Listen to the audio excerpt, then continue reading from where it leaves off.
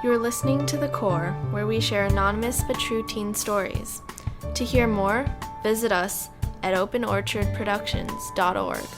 I'm Ashley Overbeek, and today we'll be meeting Kaycee, a 19-year-old girl, finally trying to live a normal life after spending years involved in a high-profile gang. The gang will always come to my house, pick me up in the middle of the night. We used to leave, vandalize school property, private property, parking lots. But now it's like, instead of me stealing, I give.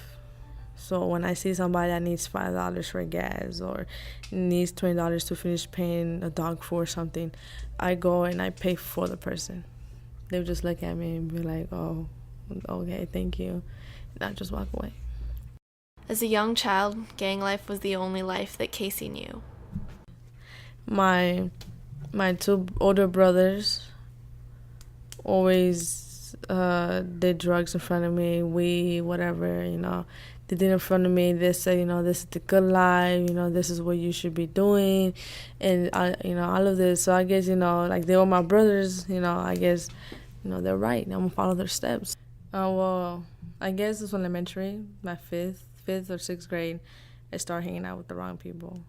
I guess when I moved over here closer to the school, I guess I had more liberty to walk to school or go to my friend's house. And I guess because my friends had older sisters and brothers that were gang-related, and I guess because of my family, I was able to get into this gang. By the time other girls her age were obsessing over the latest pop boy band, Kaycee had been jumped into her neighborhood gang. I got into the gang my 7th grade year. I used to come in here, sell weed, sell pills, so anything like crystal, meth, MJs, Molly's, everything, like all type of drugs. I had it on me. It wasn't noticeable because I wouldn't have it in my backpack. I wouldn't have it in my pants. I would just have it hidden somewhere in the field that only I knew where it was at. I was the only girl getting in. So basically I had 3 guys jumping me in. I was scared for my life. I was scared like, oh, I'm gonna probably end up in the hospital for this or something. But one of the guys are like, don't go too manly on her. Just go on a regular basis. So that's what he did. 15 seconds, I was going at it with 3 guys straight, back and forth, back and forth. The thing about it is that the way I like to fight is that my face ain't getting touched. I have bruises all over my body. I have a swollen leg. My knee was just deformed looking. Like, I was just out of it. But my face was the only thing that kept it cool. I probably had like a little busted lip or something, but nothing close to a black eye. But after that, I had to be with them. I had to be in the car with them. I had to be the one doing the drive-bys. Not driving, but actually shooting. Just shoot until I hit anybody. And I guess karma is a bitch, because it did got me bad. It got me real bad. I regret doing the drive-bys, because on February 29th of 2012, my guy best friend got shot by a drive-by in front of his house. We heard a car burning rubber from the corner. We didn't thought anything about it. It usually happens there. It was City of Gardena. Nothing new. But then the way the car just kind of slowed down when it turned. It slowed down real slow. The uncle is a real gangbanger. Tattoos everywhere. Has his gang tatted on his body. I'm not sure where at. I guess they didn't see my friends. My best friend, they didn't see him, I think, or they shot him so no witnesses could be there. But the car drove by real slow. Shot him, shot the uncle. The uncle was dead. The uncle died at the scene. My best friend got shot in the chest, and then they burned rubber and left. I got the car and me and his sister, I guess like when they first heard the first bullet, they tried running. The sister ran right. The brother ran forward straight. The uncle didn't know. The uncle was the first to got shot, so he didn't have anything to do. So when we saw my best friend on the floor, we ran to him. We grabbed him. We told him to come over. The only thing he did was he took a deep breath. He looked at us. He smiled. And then that was his last. Basically his last breath with us. When asked about her darkest day, Kaycee laughed softly and simply said, I'm alive. I'm alive. After a few minutes of silence, she began her story. I guess when I got arrested, I was in for a year or so. It was hell. I guess it was because we went out. It was a couple of friends. We were at this one club. I think it's in Hollywood. Don't want to say the name of it, but it was this club, and we weren't leaving. We were just going to a car to just drop off our phones so we wouldn't lose it. And I guess that's where a couple of guys came out of the parking lot, and seeing that we were going to a good looking car, so they thought we had cash on us and money and stuff, so they had put out guns on us. And my reaction, I didn't do anything. I was just shocked. I just couldn't believe that there was a gun in my head, because he had grabbed me. I was like the one in the back, and then he grabbed me, put a gun in my head, and he said, "Give me your money." And I told him, "You could check me. I'm broke. The only money I had was the one I paid for my entrance." So I guess one of my homegirls, she was so scared, started crying, and she got a asthma attack.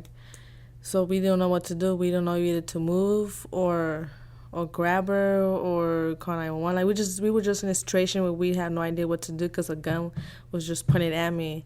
So the thing that I did that I kind of did regret it was when I had kind of punched a guy in his penis. So I guess that's when he just got real mad, and I ran towards my friend, and I called the ambulance, and I guess the guy started hitting one of these girls. She was a big girl.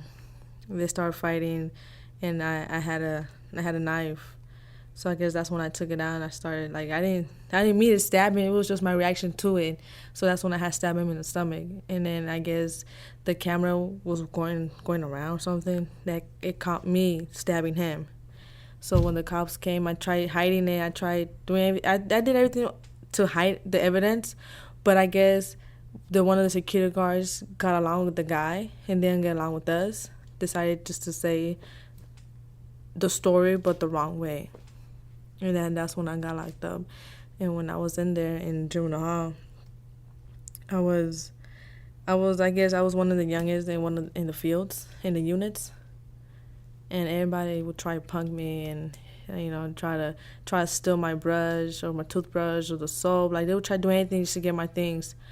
But then, luckily for the court date that I had that following month, I got 10 cents to adult prison. So I went from juvenile prison to an adult prison. So I was probably like 17 or 6. I was either between 16 and 17 and a half years old when I went to adult prison. Not sure. But adult prison, it wasn't really nice. Like, my cellie, which is my cellmate, she got stabbed 3 times in the neck in front of me. If she didn't give up a picture of her boyfriend or something, she didn't want to give it up. Like, that was the only thing she had of him. So I guess she got stabbed in the neck 3 times. They slit her throat. They opened up her stomach. And I don't know, I guess they were just opening her body up and stuff, and at the end they stuffed that picture in her neck. And I guess from that moment on, when I got out, it was just like, I just don't want to go back in. Like, everything I see, I thought, just movies, I'll probably see somebody, die. But in front of me and next to me, and I couldn't say anything because then I would get it too. I stood quiet, and then they tried putting the blame on me, but one of the security guards that worked there, well, one of the deputies was pretty cool. and he knew what's going on. So when they tried to pull my ear up to 5 to 6 more years, he had went to court and said like it wasn't her fault. I had proof who it was, so they caught the real person who actually killed my Sally, and she was only like probably 22. Once she was behind bars, Kaycee felt more alone than ever.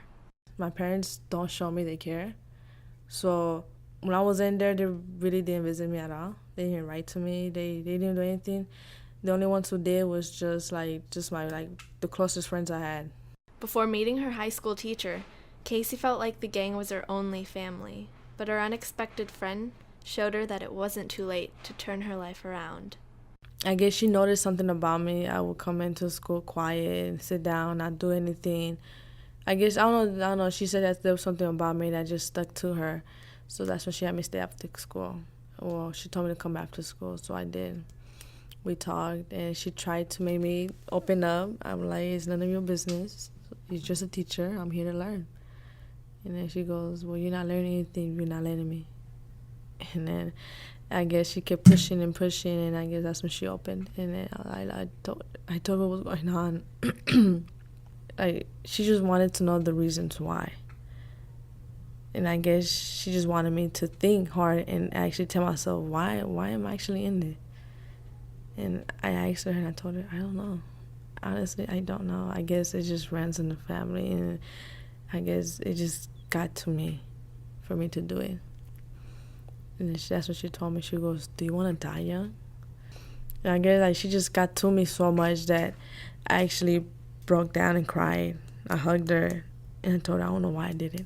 I don't know why I did these things. They just told me, just get out. So I got out.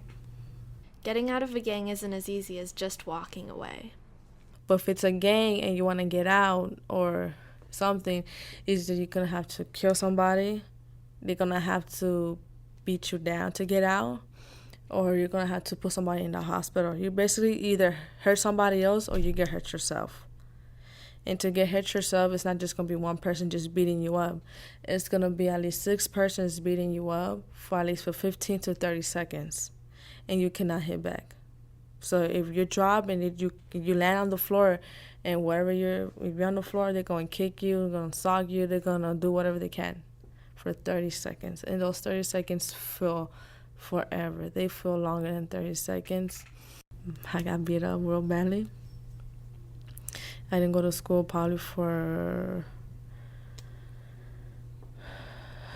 a week or so. I had a black eye. My face was just swollen. And then she went to my house. She met my parents. And then that's what she told me, like, you have a family that cares, just that it's hard for them to show you because you're much more of an independent person. So they're not going to give you as much love because you're independent already. And she said, she literally sat down in front of me and told me, life is not easy out there the way you think it is. People go out there, think I'm going to get a job, pay bills, yeah. But, you're going to pay your bill, you're going to pay your rent, you're going to pay your car. What money do you have left to buy yourself food, to go out and have some little fun, to go out and buy you some clothes? Like, you need to get educated, get a high school diploma, go to college, get something, get a job that's going to pay you better than they pay others. Get a career that you're happy with. And that's why I thought about it. Because of her, I wasn't planning to go to college at all. But I guess she got me into it. I started looking into it, started looking into the police academy. And then now I go to college in Whittier for the police academy. Kaycee's transition into the police academy has been a rewarding experience, but not without challenges. The academy is hard, but it's going to be worth it for me at the end. I guess now that I know everything about the gang life, how they hide the drugs in the car, the cops don't find it, I guess when I pull a car over, I'm going to find every little secret they try doing. I'm going to find them all. Because of Kaycee's former experiences, she understands the appeal of gang life. I feel sad because the people that I go on to arrest, I know they're doing it probably almost for the same reason I was, to feel protected, to feel some love. because you could just see it in their eyes. I'm not sure if it's just because I went through that phase or that process, but I could see it in their eyes. And I look at them and I tell them, it's not for you. It's just not. And like, I feel bad because I'm arresting them, but I guess I have to, for them to realize something. And I feel like I have to let them know that they could be somebody in life. So when they come out, they're like, an officer didn't just tell me that she meant it. And I could change somebody's life just by a couple of words. Kaycee's dreams have taken on a whole new direction. I want to be able to finish paying my mom's house so they won't have to work no more. They did so much for my brothers and sisters, for myself. So I guess one of us has to stand up and do it all for them. So as soon as I get that, then I'm going to tell them, stop. I will finish paying the house, tell my mom and dad to quit their jobs, and I'm going to take care of them now. That's just my dream.